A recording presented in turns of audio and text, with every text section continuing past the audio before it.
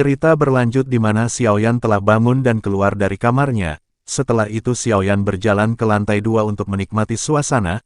Ada banyak orang di lantai 2 penginapan dan dengan begitu biasanya sejumlah besar berita akan tersebar seperti apa yang diharapkan. Xiaoyan mendengar bahwa ada desas-desus paviliun petir angin paviliun 10.000 pedang dan faksi kuat lainnya telah mengirim elit inti mereka untuk menuju ke pegunungan mata surga. Dari kelihatannya mereka jelas menargetkan kolam darah gunung surgawi. Xiaoyan mengerutkan keningnya tanpa sadar saat mendengar perkataan tersebut.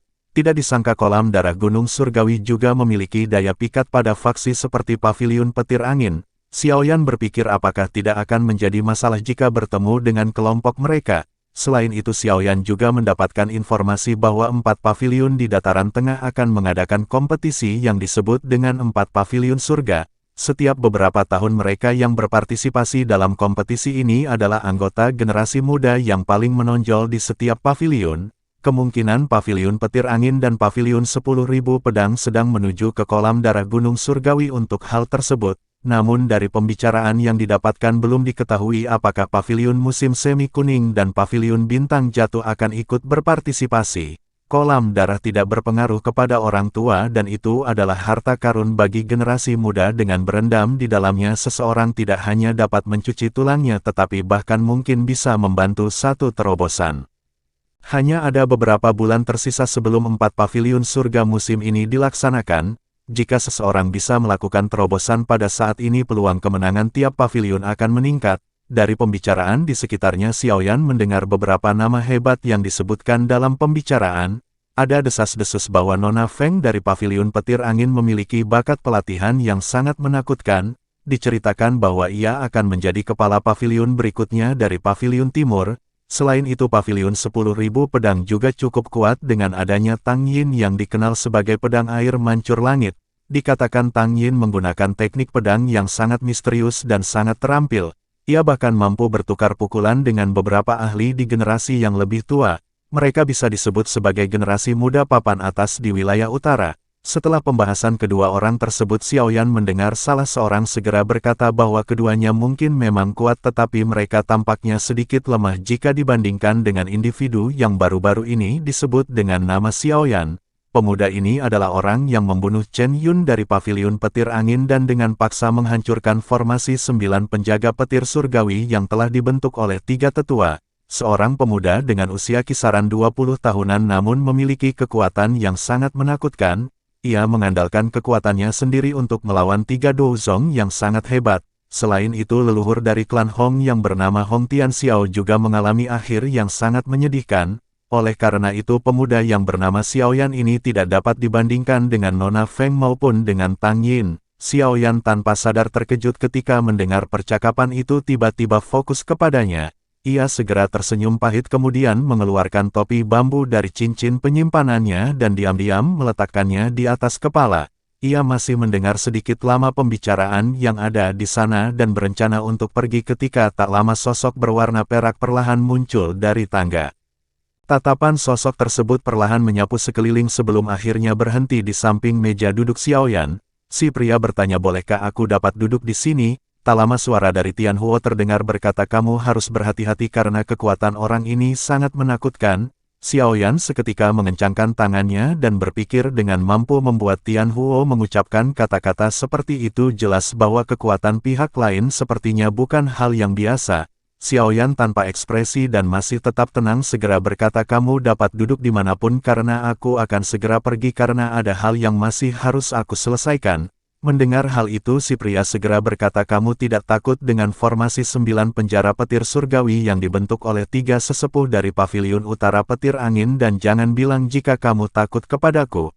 Ekspresi Xiaoyan di bawah topi bambu bertahap menjadi lebih gelap dan lebih serius. Mata Xiaoyan segera menatap sosok manusia berwarna perak di seberangnya dan segera bertanya siapakah tuan? Menyembunyikan identitas bukanlah salah satu ciri khas dari orang yang memiliki kekuatan. Menanggapi itu si pria tertawa kemudian berkata aku tidak memiliki keterampilan dan alasanku datang ke sini terutama untuk menuntut sesuatu darimu. Xiaoyan seketika terkejut kemudian bertanya benda apa yang kamu perlukan. Tanpa membuang-buang waktu si pria pun berkata 3.000 tubuh ilusi petir. Menanggapi jawaban dari si pria, Xiaoyan bertanya apakah kamu seseorang dari paviliun petir angin. Si pria pun tersenyum kemudian berkata orang lain memanggilku dengan sebutan Tian Leiji atau Fei Tian. Setelah nama tersebut diucapkan banyak tatapan terkejut yang melontar dari orang-orang di sekitar. Mereka bertanya-tanya apakah ini Fei Tian, kepala paviliun dari paviliun utara petir angin. Di sisi lain ekspresif Xiaoyan seketika menjadi dingin lalu tak lama pedang besar pun segera keluar dan menebas kepala dari si pria. Menanggapi itu si pria tersenyum kemudian menjentikkan jarinya dan seutas cahaya kilat segera datang dan menghantam pedang besar. Xiaoyan seketika merasakan getaran yang ditransmisikan melalui tangan yang hingga akhirnya api hijau segera melonjak. Melihat api yang melonjak dari tubuh Xiaoyan, Fei Tian berkata ini memang api surgawi. Namun dari tampilan api itu aku tidak dapat menilai di tempat manakah peringkat api surgawi itu berada. Di sisi lain Xiaoyan segera memasukkan pedang beratnya lalu tak lama kilatan segera muncul di kakinya dan Xiaoyan segera berpindah ke arah jendela. Sayap tulang kristal seketika melonjak dari punggung Xiaoyan hingga akhirnya ia pun melesat untuk melarikan diri. Melihat pergerakan Xiaoyan, si pria bergumam itu memang gerakan 3000 kilat milik paviliun petir angin. Pria berjubah perak itu tidak buru-buru untuk mengejar Xiaoyan saat ia melarikan diri. Ia masih sedikit bersantai. Akhirnya si pria pun lanjut berpikir sepertinya api surgawi yang dimiliki oleh bocah itu adalah gabungan dari dua jenis api surgawi. Namun si pria keheranan karena ia belum pernah mendengar tentang metode yang dapat menggabungkan api surgawi sepanjang hidupnya. Setelah itu si pria berdiri kemudian melangkah maju dan seketika menghilang seperti hantu. Xiaoyan mengaktifkan sayap tulangnya dengan kekuatan maksimum dan meningkatkan kecepatannya ke tingkat yang sangat menakutkan. Meskipun Xiaoyan tidak merasakan Fei Tian mengejarnya namun ia tidak berpikir lelaki tua tersebut akan menyerah begitu saja. Xiaoyan bertanya-tanya bagaimana orang tua tersebut dapat menemukannya. Ia telah melakukan perjalanan melalui pegunungan yang sangat dalam dan hutan tua selama periode waktu ini. Ketika beberapa keraguan muncul di hatinya, Xiaoyan tiba-tiba merasakan adanya bahaya. Perasaan seperti ini adalah sesuatu yang jarang ia rasakan pada siapapun kecuali sesepuh Qian Bei yang tak terduga dan hantu iblis tua. Kekuatan orang tua ini setidaknya seperti Dozong Bintang 8 bahkan jika Xiaoyan mengeluarkan kekuatan dengan bantuan Tian Huo akan sangat sulit untuk menghadapi orang tersebut secara langsung kecuali jika Xiaoyan menggunakan teratai api pemusnahan. Namun hal itu hanya akan Xiaoyan keluarkan ketika berhadapan dengan pilihan hidup dan mati. Setelah itu Xiaoyan berpikir tampaknya orang tua itu benar-benar telah menyerah untuk mengejarnya. Namun kejadian tak terduga segera terdengar dengan berkata kamu tidak akan bisa lari dariku. Tubuh Xiaoyan seketika menegang dan dengan segera matanya menyusut lalu terkunci ke puncak gunung yang ada di hadapannya. Fei Tian berjubah perak berdiri dengan tangan di belakang dan mata putih perak yang mengejek Xiaoyan. Xiaoyan bergumam kecepatan orang tua ini benar-benar sangat menakutkan. Si pria segera berkata mungkin kamu memiliki gerakan 3000 kilat dan sayap tulang misterius itu, namun jika untuk permasalahan kecepatan maka kamu akan kalah denganku. Tanpa basa-basi Fei Tian berkata aku ingin kamu menyerahkan gerakan 3000 tubuh ilusi petir kepadaku. Menanggapi perkataan dari Fei Tian, Xiaoyan bertanya apakah kamu akan melepaskanku setelah mengembalikan teknik itu. Seketika Fei Tian tersenyum kemudian menghilang dan tubuhnya tepat berada 100 meter di hadapan Xiaoyan. Ia berkata aku tertarik dengan metode yang kamu praktekkan untuk menggabungkan api surgawi. Aku mungkin akan membiarkanmu pergi jika kamu menyerahkan metode Qi itu kepadaku. Ekspresi Xiaoyan benar-benar berubah menjadi suram ketika ia mendengar perkataan Fei Tian. Mantra api adalah dukungan terbesar Xiaoyan. Alasan ia bisa mencapai level ini sebagian besar karena mantra api. Jika orang itu ingin merebut mantra api darinya itu akan sama saja dengan mengambil hidupnya. Setelah itu Fei Tian berkata aku tahu kamu memiliki tubuh spiritual yang sangat kuat di dalam tubuhmu. Aku dapat merasakan keberadaannya secara samar-samar namun tubuh spiritual pada akhirnya hanyalah tubuh spiritual. Setelah perkataan tersebut terlontar tatapannya pun perlahan melayang ke tubuh Xiaoyan sebelum akhirnya berhenti di cincin penyimpanan putih salju di jari Xiaoyan. Tak lama cincin putih salju pun bergetar dan roh Tian Huo segera bangkit. Ia berkata kata-katamu sangat sombong. Jika aku berada di tubuh sebenarnya apakah kamu akan berani berdiri di hadapanku? Ekspresi Fei Tian sedikit berubah dan tatapannya perlahan menyapu tubuh Tian Huo. Orang ini mampu mencapai tingkat seperti itu hanya dengan menjadi tubuh spiritual.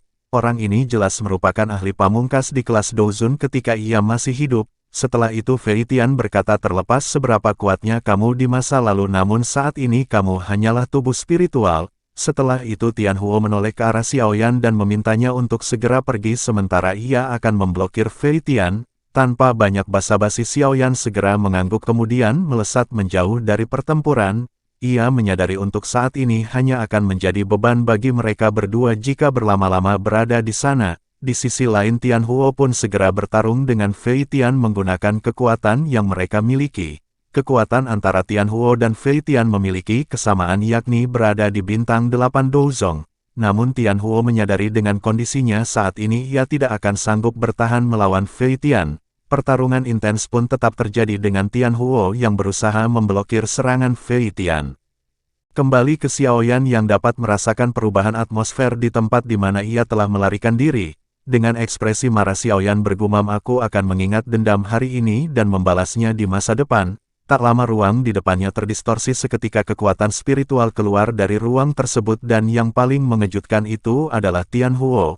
Saat ini ekspresi dari Tian Huo sedikit serius dan sosoknya juga tampak lebih pucat dari sebelumnya. Dari kelihatannya ia telah mengalami pertarungan sengit di bawah iblis tua Fei Tian selama 20 menit terakhir. Bersamaan dengan pemikiran tersebut Tian Huo segera berteriak agar Xiaoyan segera pergi mengingat kecepatan orang tua itu sangat menakutkan. Xiaoyan mengangguk dan saat hendak pergi tiba-tiba sebuah pikiran melintas di kepalanya. Sepertinya ada yang tidak beres sehingga Fei Tian mampu menemukan keberadaannya. Xiaoyan berpikir apakah mungkin hal itu dikarenakan 4 gulungan yang telah disimpannya. Tanpa berpikir panjang ia pun segera melambaikan tangannya dan 4 gulungan segera keluar. Xiaoyan pun melemparkan ke-4 gulungan ke arah yang berbeda kemudian melesat pergi. Dengan marah Xiaoyan bergumam bagaimanakah bajingan tua itu akan mencari lokasinya untuk saat ini. Tak lama setelah kepergian Xiaoyan Fei Tian pun sampai dengan ekspresi yang berubah dan berkata sepertinya bocah itu telah menemukan hal tersebut. Sungguh tak terduga bocah itu rela membuang 4 gulungan berharga yang telah didapatkannya. Tak lama setelah itu Fei Tian mengeluarkan teknik 3000 tubuh ilusi petir dan sosok bayangan yang mirip dengannya segera muncul. Ia segera memerintahkan avatar buatannya untuk mengejar Xiaoyan sementara dirinya pergi untuk mencari 4 gulungan yang tersebar. Tak lama tubuh asli Fei Tian pun melesat untuk mencari gulungan sementara avatar dirinya segera melesat ke arah Xiaoyan. Di sisi lain Xiaoyan menghela nafas lega setelah merasakan aura Fei Tian bergerak ke arah lain. Namun tak lama kekuatan spiritual dari cincin putih segera melonjak dan bertabrakan dengan sesuatu di ruang kosong.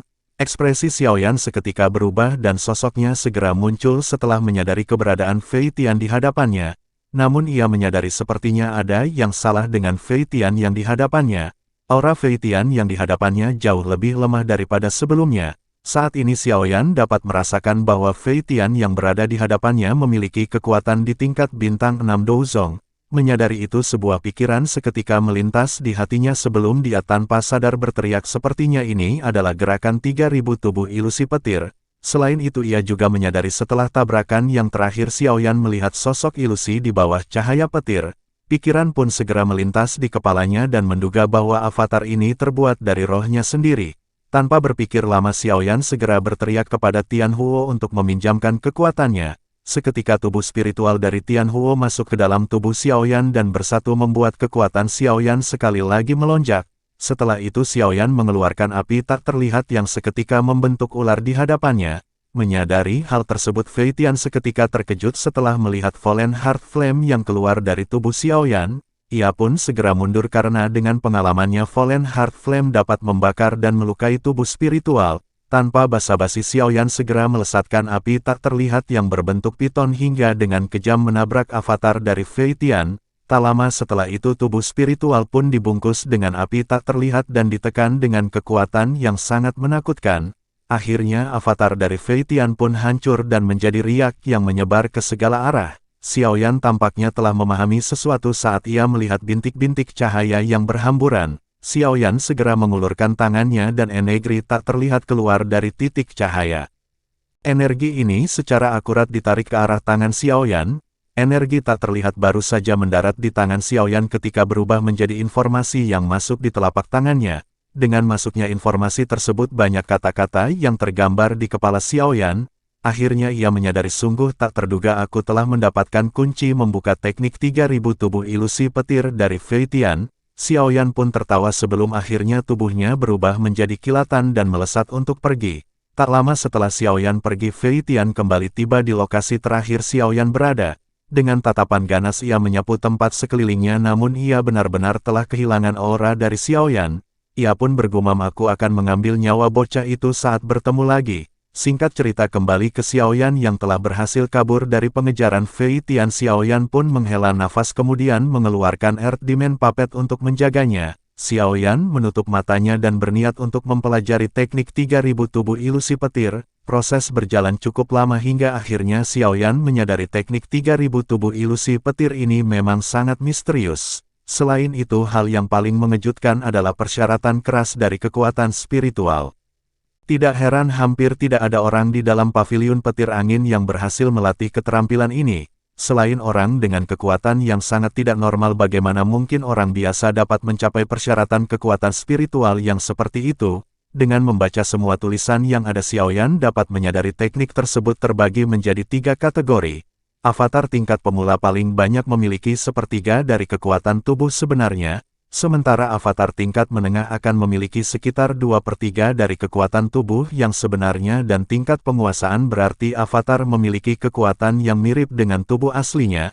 Menyadari hal tersebut, Xiaoyan berkata, sepertinya tubuh ilusi yang dimiliki Fei Tian saat itu harusnya berada di tingkat menengah. Jika tidak, aku takkan mampu menghadapinya meskipun dengan menggunakan Fallen Heart Flame. Setelah itu Xiaoyan pun berdiri, kemudian kilatan melonjak dari kakinya dan seketika Xiaoyan berpindah. Xiaoyan menghentikan tubuhnya kemudian menoleh ke arah belakang hanya untuk melihat 4 bayangannya yang seketika menghilang.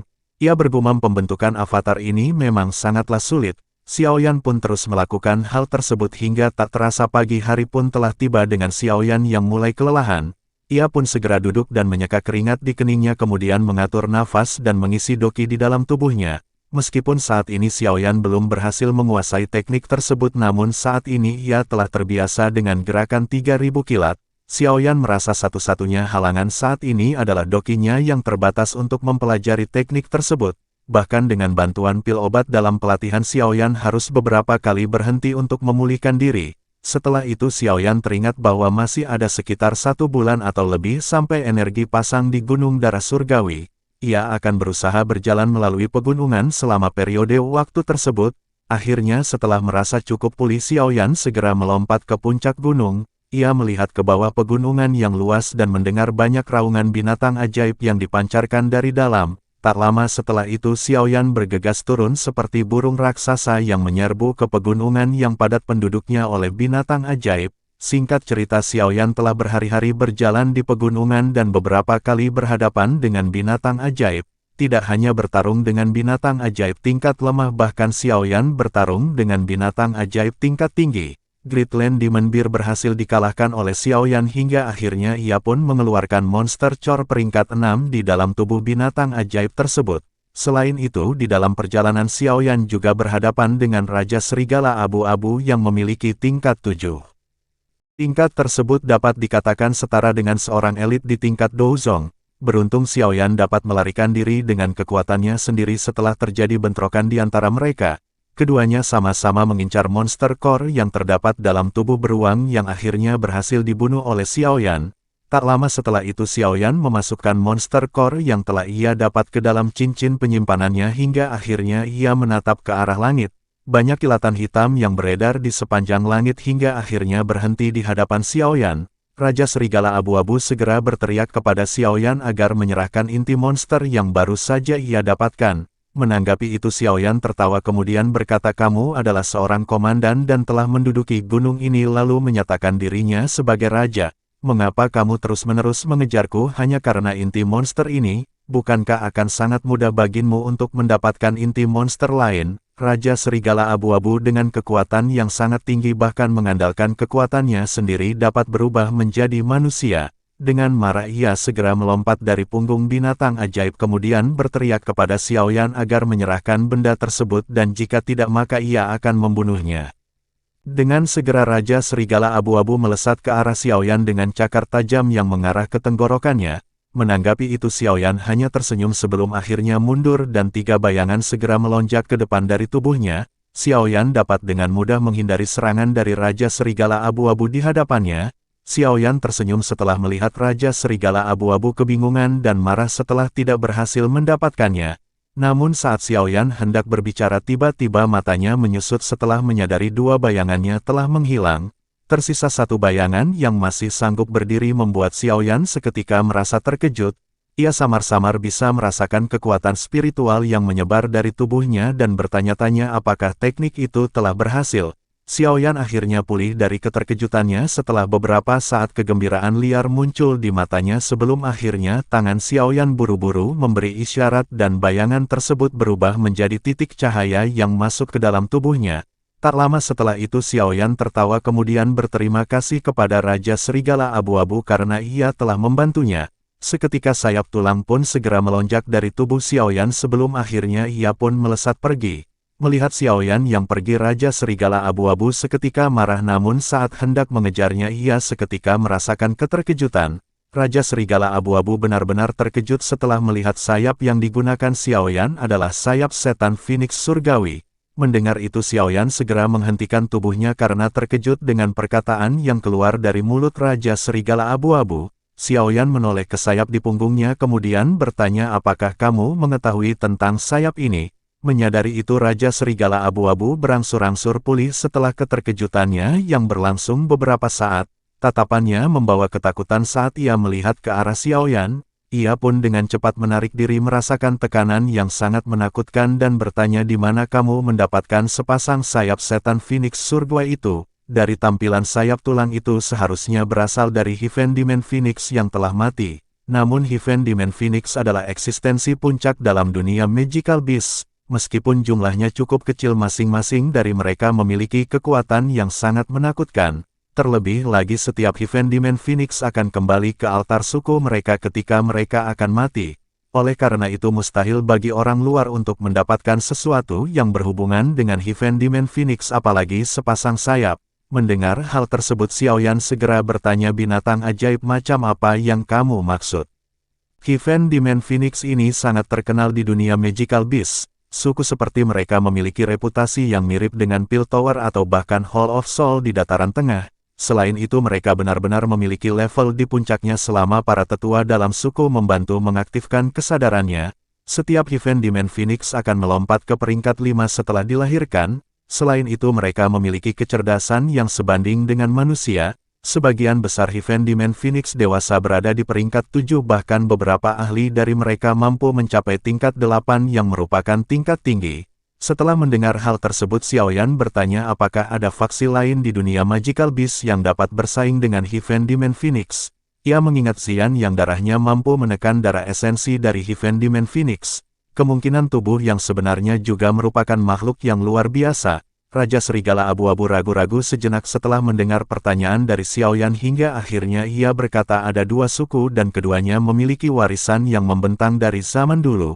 Salah satunya adalah Nine Sirin Deep Ground Python sementara yang lainnya adalah naga Void kuno. Nine Sirin Deep Ground Python memiliki populasi yang cukup besar, tentu saja kebanyakan dari mereka tidak berdarah murni namun tidak ada kekurangan makhluk kuat di antara mereka. Bagaimanapun binatang ajaib memiliki umur yang panjang dan prestasi yang terakumulasi dari waktu ke waktu secara alami bahkan akan mengesankan. Sementara itu naga Void kuno juga lebih misterius. Kekuatan mereka adalah sesuatu yang bahkan tidak perlu disebutkan karena dikabarkan mereka memperlakukan Heaven Demon Phoenix sebagai makanan mereka. Bahkan menurut info yang beredar naga Void kuno adalah Magical Beast paling misterius di dunia Magical Beast. Dikabarkan mereka dapat melakukan perjalanan melalui dimensi kosong sesuka hati. Setelah mendengar penjelasan tersebut Xiaoyan menggelengkan kepala kemudian bertanya-tanya apakah Xian termasuk dalam suku tersebut.